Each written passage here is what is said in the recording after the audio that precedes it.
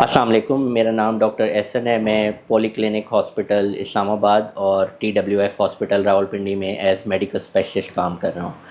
आज हम जिस टॉपिक के बारे में बात करेंगे वो है GERD, जिसको गैस्ट्रोइसोफेजियल रिफ्लक्स डिजीज़ कहते हैं। हम जब खाना खाते हैं तो वो हमारे मुंह के ज़रिए खुराक की नाली में जाता है और खुराक की नाली में जाने के बाद हमारे स्टमक में जाता है। खुराक की नाली और स्टमक के दरमियान एक स्फिंक्टर होता है जो कि एक वेल्व होता है, जो कि वन वे वेल्व होता है, जो कि खाने को स्टमक से वापस ईसोफेगस में यानी खुराक की नाली में जाने से रोकता है। कुछ लोगों में ये स्फिंक्टर ख़राब होने की वजह से या स्फिंक्टर मेल फंक्शन होने की वजह से जो मैदे के अज्जा होते हैं, जिसमें मैदे का तेज़ाब भी शामिल है, वो आपकी खुराक की नाली में आ जाते हैं। इस रिफ्लक्स को, जो कि मैदे के अज्जा खुराक की नाली में आते हैं, इसको हम गैस्ट्रोइसोफेजियल रिफ्लक्स डिजीज़ कहते हैं। अब सबसे पहले इसकी अलामात की बात कर लेते हैं। इसकी अलामात में मुँह का जायका कड़वा होना या खट्टापन महसूस होना, इसके अलावा खाना निगलने में दुश्वारी होना, इसके अलावा मुंह का जायका कड़वा होना और खाना जब हम खाते हैं तो वो वापस मुंह की तरफ आना और पेट के ऊपर वाले हिस्से में जलन दर्द महसूस होना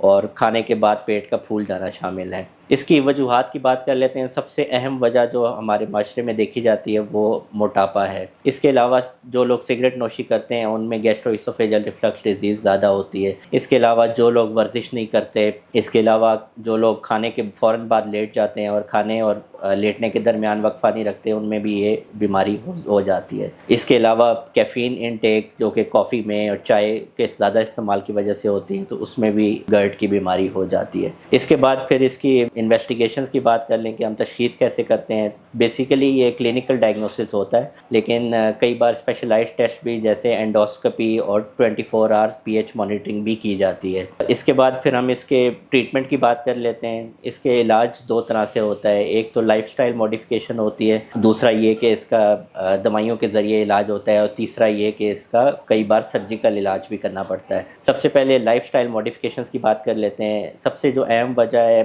GERD की वो मोटापा है, तो सबसे पहले आपने अपना वज़न कम करना है। इसके अलावा अगर आप सिगरेट नोशी करते हैं तो वो तर्क कर दें। इसके अलावा चाय कॉफ़ी का इस्तेमाल कम करें। मिर्च मसाले वाली चीज़ों का और जो तली हुई चीज़ें होती हैं जैसे फ्राइड फूड हो गए, उनको का इस्तेमाल कम से कम करें। इसके अलावा एक्सरसाइज 30 मिनट रोज़ाना 5 डेज़ अ वीक करें, और इसके अलावा खाने और लेटने के दरमियान 3 घंटे का कम से कम वक्फा होना चाहिए। ये ना हो कि आप फ़ौरन से खाने के बाद लेट जाएं, उसकी वजह से भी आपके GERD की अलामात ठीक नहीं होंगी। जब आप लेटते हैं तो आपका बिस्तर का जो हेड एंड होता है उसको आपने थोड़ा सा एलिवेट करना है 3 से 4 इंच, या फिर आप जो बेड के पाए होते हैं उसमें आपने एक ईंट रख सकते हैं, जिसके ज़रिए आपका बेड थोड़ा सा हेड एंड से ऊंचा हो जाएगा। तो इन सारी चीज़ों को करके आप GERD की अलामात में कमी ला सकते हैं। इसके अलावा फिर अगर जिन लोगों में लाइफस्टाइल मॉडिफिकेशन से बेहतरी ना हो, उनमें फिर हम ड्रग्स का इस्तेमाल करते हैं, जिसमें प्रोटॉन पंप इनहिबिटर्स हैं, जिसमें ओमेप्राजोल, एसोमेप्राजोल, लेंसोप्राजोल, डेक्सलेंसोप्राजोल शामिल हैं। इसके अलावा H2 ब्लॉकर्स हैं, जिसमें साइमेटिडीन,